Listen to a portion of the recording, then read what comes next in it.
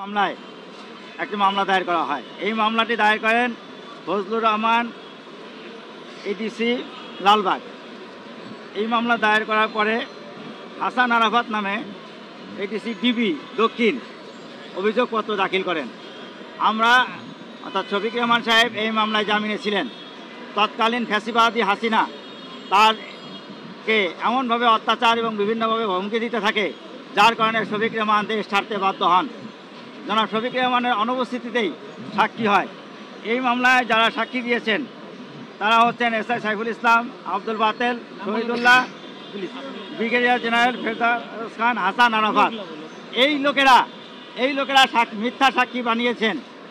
তারা অদ্যাবধি পর্যন্ত বিভিন্ন জায়গায় চাকরিতে রত রয়েছেন।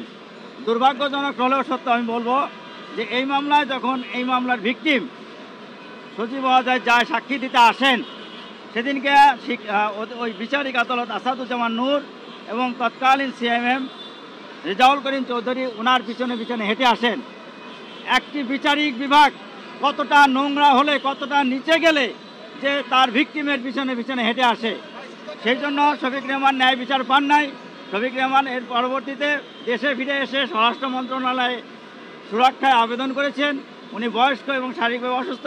ফৌজদারি কার্যবিধি 401 ধারা মোতাবেক স্বরাষ্ট্র মন্ত্রণালয় মহামান্য রাষ্ট্রপতির আদেশক্রমে ওনার সাজা প্রশাসনিকভাবে 1 বছর স্থগিতের আদেশ দিয়েছেন এবং বিজ্ঞ নিম্ন আদালতে অর্থাৎ আপিল আদালতে আত্মসমর্পণ করে আপিল দায়েরের নির্দেশনা দিয়েছেন। আজকে জনাব শফিক রহমান উপস্থিত হয়ে বিজ্ঞ মহানগর দায়রা জজ আদালতে আপিল করেছেন এবং সেই সাথে জামিনও চেয়েছিলেন। বিজ্ঞ আদালত জামিন দিয়েছেন আত্মসমর্পণের এবং আপিল মঞ্জুর করেছেন।